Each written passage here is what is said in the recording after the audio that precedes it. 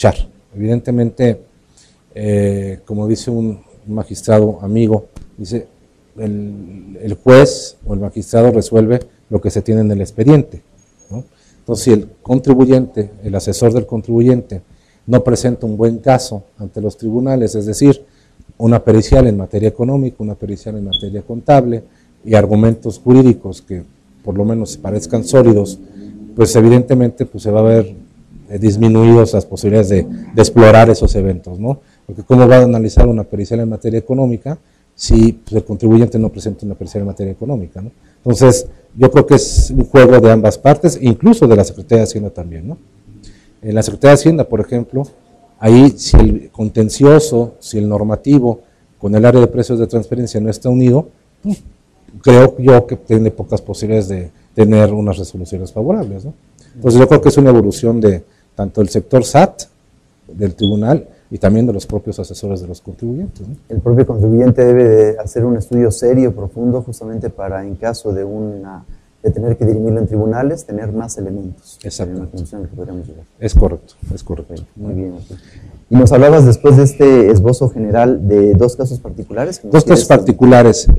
Uno de ellos representa un parteaguas en la materia de precios de transferencia. ¿Por qué representa un parteaguas? Porque fue de las primeras resoluciones que se dieron en la materia, ¿no? Entonces, esta resolución, como comentaba yo anteriormente, nace del criterio de la autoridad fiscal de que si la documentación o información no se reúne por parte del contribuyente, la consecuencia es el rechazo de las deducciones. Entonces se publicó una tesis en la revista del Tribunal Fiscal de la Federación estableciendo eso. Cuando uno explora la tesis, cuando uno explora el origen del asunto y va haciendo un análisis cronológico del tema, como ustedes saben, primero tiene el Tribunal Fiscal, viene el Tribunal Colegiado probablemente, y viene la Suprema Corte como última instancia. En este caso particular, ¿de qué se trató? Un contribuyente, ¿sí?, residente en México, Clarion, es información pública, por eso lo podemos decir. Así es. Clarion presentó una solicitud de confirmación de criterio ante las autoridades fiscales. Esta empresa, su residente, es decir, su contraparte era residente en Estados Unidos. Entonces, ¿qué hizo Clarion? Decía, oye, preguntarle a la autoridad fiscal mexicana, decirle, mira, yo soy residente en México, tengo mi contraparte que es residente en Estados Unidos, ¿sí?, tenemos un tratado de doble tributación, México-Estados Unidos, y en aras del tratado te digo que me confirmes que yo, Clarion, México, no tengo que cumplir con la obligación de conservar la documentación en materia de precios de transferencia. Porque de hacerlo así, de no confirmar mi criterio, luego entonces me estarías dando un trato inequitativo, un trato desigual, porque a los residentes en México no les obligas a conservar la documentación e información. Luego ya se reformó la ley y obviamente, bueno, pero esa fue la materia de la consulta, ¿no? Pues obviamente el que pide, pues también se atiene a que le conteste, y como la manera que le conteste. Entonces, ¿qué dijo la Corte? ¿Qué dijo el Tribunal? La Secretaría de Hacienda fue omisa, no obstante, el contribuyente fue al juicio de nulidad, planteando una negativa ficta. Esto es ilegal, ¿no? Y en el Tribunal Fiscal resolvió lo que les acabo de comentar. Oye, tienes que tener obligación de tener la documentación e información, ¿verdad? ¿Por qué? Porque es necesaria para vincular el pago de las deducciones. Importantísimo. Esa fue la tesis. Pero fíjese lo curioso, en ningún momento el contribuyente, es decir, la solicitud de confirmación de criterio fue en ese sentido. Entonces el tribunal, a través de esa tesis, dijo, sí, tienes que tener ese documento porque si no, no es deducible. Luego viene el colegiado y luego viene la Suprema Corte de Justicia. ¿Y la Suprema Corte de Justicia qué dice? No, el planteamiento lo recoge de una manera muy distinta. Y le dice, no, el tema, olvídense, no es deducción. ¿El tema cuál es? El tema es que en aras del tratado no voy a dar un trato inequitativo, o sea, no se está dando un trato inequitativo desigual, es el mismo trato porque para los contribuyentes que realizan partes relacionadas hay un trato específico y para los que no, pues también hay un trato específico, entonces no hay ningún problema de inequidad. Así resolvió la Corte, pero fíjense cómo todo un asunto que empezó de una determinada manera por un asesor o por un contribuyente, pues acaba dando una tesis de un tribunal fiscal que tuvo como soporte por varios años el que si no cumplías con el documento te rechazaba la deducción, ¿no? En contrario a una interpretación que se hace de la ley de impuesto sobre la renta. Básicamente es un parteaguas, ese caso es muy bueno desde el inicio, ¿no? Desde 2006 veo que se origina esta resolución de la Corte, ¿estoy en lo correcto? Antes, básicamente, desde con el régimen más o menos 97-98, a principios de los 2000 y el tribunal sí tiene, aquí tengo el dato, por acá debo de tener el dato, condente, es en 2002, fíjate, 2002, es 2002, es una tesis del Tribunal Fiscal de la Federación. ¿No? Que te digo, después dio muchos dolores de cabeza, ¿verdad? Pero creo que si se lee todo el aspecto cronológico, pues no dice lo que dice acá, ¿no? Correcto, muy bien. Un caso, entonces, un precedente de los tribunales que hoy en día sigue siendo vigente, pese a que ya tenemos normatividad que también establece igual obligación para los que no establezcan o no tengan operaciones con partes relacionadas. Es correcto, es correcto. Muy bien. Es correcto. Perfecto. ¿Qué otro caso, Arturo? Mira, hay un último caso. Sí. ¿Sí? En el Inter, ¿verdad? Hay casos relacionados con la constitucionalidad, ¿verdad? De este régimen, con la constitucionalidad del régimen de capitalización insuficiente, que también es un régimen unilateral tendiente a elevación. Y el último caso, que ahí viene, que fue a partir de 2006. En 2006 hubo una reforma legislativa, que es la que apuntaba yo, en la cual se establece la prelación de los metodología para analizar los precios de transferencia.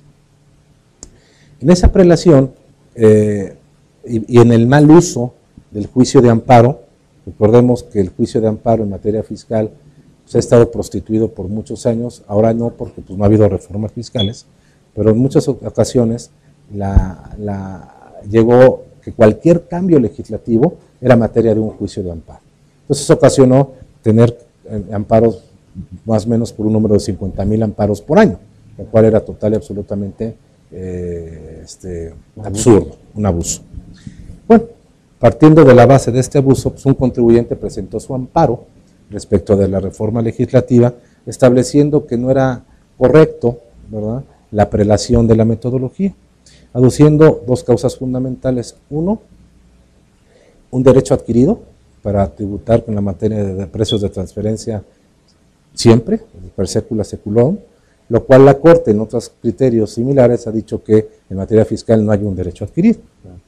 Pero vean lo absurdo del planteamiento. Bueno, ahora, a través de una tesis, todavía no es jurisprudencia, pues ya te dice la Corte, oye, en materia fiscal y en esta materia de precios de transferencia no tienes ningún derecho adquirido. Pero también va más allá de la Corte, y dice, y tienes la obligación de pactar tus operaciones a precios de mercado, que es una corriente de la Corte que hemos llamado en muchas ocasiones el ánimo de legislar de la Corte, ¿no? Entonces, no obstante que no le preguntaron, ¿no? Responde otras cosas que no le preguntan, ¿no? Y la segunda tesis que se maneja es el reconocimiento por parte de la Corte de que el contribuyente que se quejó, no déjenme hacerle una referencia, el contribuyente dijo, oye, en este régimen, ¿sí?, estás mandando que yo interprete, ¿sí?, a través de las guías de precios de transferencia, el régimen fiscal que me estoy obligado, ¿sí? Entonces es una falta de seguridad jurídica. Entonces dice la Corte, como ya lo había adelantado antes en materia de los comentarios al modelo convenio de la OCDE, dice no, las guías de precios de transferencia no obligan, no son ley, ¿sí?, ni siquiera son un tratado, ¿no? Simplemente son directrices, son lineamientos, ¿verdad?, que te establece para efecto de revisar y para efecto de que tú cumplas con la materia, pero de ninguna manera obliga, que eso ya también ya lo teníamos. Entonces, ¿qué pasa? Que dos puntos de vista que teníamos, ¿verdad?, pues evidentemente ya se confirman a través de estos precedentes. Entonces, por eso digo, y me atrevo a afirmar, que la materia de precios es constitucional, porque de no hacerlo así, la Corte a lo mejor se hubiera abocado en estos casos a decir, es que es inconstitucional la materia de precios y por tanto no entro en análisis de si es derecho adquirido o no es derecho adquirido, o no entro en análisis de que si es prelación es correcta o no es correcta. ¿Me explico? Sí.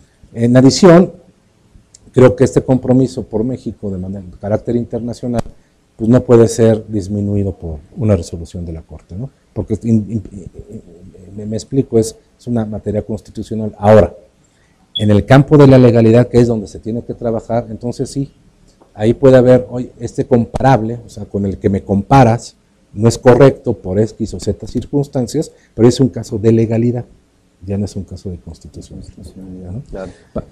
Ahora, en este caso, yo hacer un estudio de esta clase, aunque existe un orden de prelación, tengo la facultad de demostrar cuál es el que más se aplica al tipo de activos, funciones, riesgos que yo estoy involucrando. No porque un aparentemente comparable haya utilizado un determinado método, quiere decir que yo estoy en el mismo supuesto o hecho normativo. Es correcto. Podemos argumentar esto a favor de que, aunque hay un orden de prelación, yo llego hasta el método que sea más ad hoc a mi tipo de operación. Así es, conforme a las directrices de la OCDE, te parten de la base de que el contribuyente tiene que hacer un esfuerzo razonable, ¿no? Y por razonabilidad se implica un ejercicio prudente y un ejercicio profesional, es decir, no dejar al arbitrio, decir, bueno, pues como esta operación no califica este método, pues simplemente no lo dejo, y no hacer un razonamiento lógico, un razonamiento técnico del por qué no aplique ese método, ¿no? Tú tienes que descartar el método, pero tienes que hacer un razonamiento correspondiente, ¿no? Muy bien, Arturo. Hay otros precedentes, sin embargo, bueno, por cuestiones de tiempo, creo que escogiste los más interesantes. Aún así, yo aprovecharía en este momento para volverte a invitar en otra oportunidad a que nos sigas comentando estos precedentes que, sin lugar a duda, conforme vaya pasando el tiempo, pues van a irse engrosando como tal.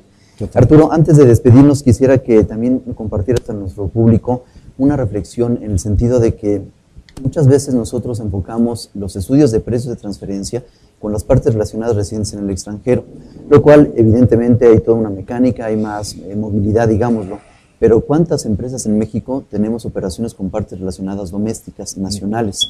Y el 86 de renta que hace rato tú nos comentabas, nos establece la obligación a cualquier contribuyente, persona moral, de que todas las operaciones tienen que ser a valor de mercado. Y yo creo que es algo cultural el hecho de que yo, empresa que celebra operaciones con otra parte mexicana, por cuestión de salud interna, debería estar preocupado en el tema de los precios de transferencia y, si bien no abocarme a un estudio formal, por lo menos respetar ese arm's length que nos hablaba del ancho de brazo en las operaciones con partes domésticas. ¿Qué nos puedes abundar? Totalmente de acuerdo contigo, totalmente de acuerdo. El tema doméstico tiene complejidad propia, porque en el tema doméstico, pues ambas empresas o ambas partes relacionadas son residentes en México. Entonces aplicaría el principio de simetría fiscal, esto es, para lo que uno es deducible, para el otro es acumulable. Y ambos residentes están en la misma jurisdicción y ambos residentes son fiscalizados en México, ¿no? No se le ha dado tanta importancia por parte de las autoridades fiscales mexicanas a revisar estos temas, precisamente por lo que acabo de comentar. Sin embargo, en las empresas mexicanas hay dos temas fundamentales que me gustaría comentarte, y que insisto, estoy plenamente convencido de ello y coincido contigo. Uno de ellos es los famosos outsourcing o contratos de prestación de servicios en empresas del mismo grupo de interés económico. Esto es, una empresa residente en México que no quiere tener empleados o no, por X o Z razones de negocios, solicita a otra empresa relacionada, ¿sí?, que se le preste el servicio. Eso es un esquema muy común en México en cuanto a la operadora y la prestadora de servicios. Es un esquema muy común en México, ¿por qué? Porque la operadora pues tiene la PTU, ¿no? Y pues ahí tiene que controlarlo, esta PTU, y por eso crean en la mayoría de los casos una empresa prestadora de servicios. En la mayoría de los casos. Hay empresas que sí, bajo razones de negocio, sí crean esta empresa prestadora de servicios por razones de estrategia